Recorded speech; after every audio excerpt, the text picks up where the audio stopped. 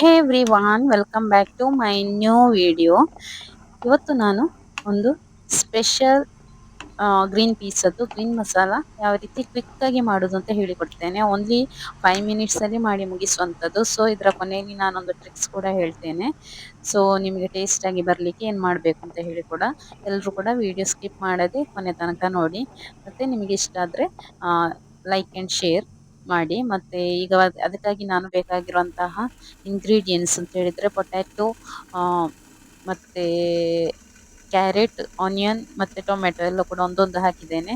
ಮತ್ತೆ green piece ನಿಮ್ಗೆ ಎಷ್ಟು ಬೇಕೋ ಅಷ್ಟು ಅದನ್ನೆಲ್ಲ ಒಂದು ಕುಕ್ಕರಲ್ಲಿ ಹಾಕಿ ಸಾಲ್ಟ್ ಮತ್ತೆ ಟರ್ಮರಿಕ್ ಪೌಡರ್ ಹಾಕಿ ಒಂದು 4 ವಿಸಿಲ್ ಮಾಡಿದ್ದೇನೆ. ನಿಮಗೆ ಎಷ್ಟು ಬೇಕೋ ಅಷ್ಟು ಒಂದು ಲೋಟದಷ್ಟು ನೀರು ಕೂಡ ಹಾಕಿದ್ದೇನೆ. ಅದು ಆಲ್ರೆಡಿ ಬೇಯ್ತಾ ಉಂಟು. ಈಗ ನಾನೊಂದು ಪಾತ್ರೆಯಲ್ಲಿ ಸ್ವಲ್ಪ ಆಯಿಲ್ ಹಾಕಿ ಅದಕ್ಕೆ ಸಾಸಿವೆ ಮತ್ತೆ ಗಾರ್ಲಿಕ್ ಹಾಕಿದ್ದೇನೆ. ಮತ್ತು ನಾನು ಗ್ರೀನ್ ಚಿಲ್ಲಿ ಮತ್ತು ಜಿಂಜರ್ ಗಾರ್ಲಿಕ್ ಮತ್ತು ಕೊರಿಯಾಂಡರ್ ಲೀವ್ಸ್ ಮತ್ತು ಒಂದು ಸ್ವಲ್ಪ ಕಟ್ ಮಾಡಿದಂತಹ ಆನಿಯನ್ ಮತ್ತು ಟೊಮೆಟೊ ಕೂಡ ಹಾಕಿ ಒಂದು ಪೇಸ್ಟ್ ಮಾಡಿ ಇಟ್ಟಿದ್ದೇನೆ.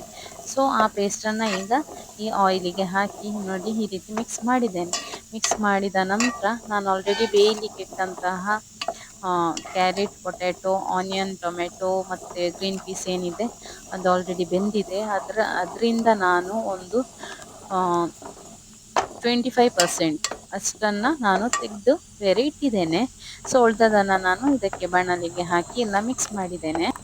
ಇದನ್ನು ಒಂದು ರಾ ಸ್ಮೆಲ್ ಅದರದ್ದು ಹೋಗುವ ತನಕ ಒಂದು ಮೀಡಿಯಂ ಫ್ಲೇಮಲ್ಲಿ ಹೀಗೆ ಮಿಕ್ಸ್ ಮಾಡ್ತಾ ಇರಿ. ಈಗ ಆಲ್ರೆಡಿ ಮಿಕ್ಸ್ ಆಗಿದೆ. ಈಗ ನಾನು ಒಂದು 25% ಏನು ತೆಗೆದಿಟ್ಟಿದ್ದೇನೆ ನೋಡಿ, ಈ ರೀತಿ ಅದನ್ನು ಬ್ಲೆಂಡ್ ಮಾಡಿದ್ದೇನೆ.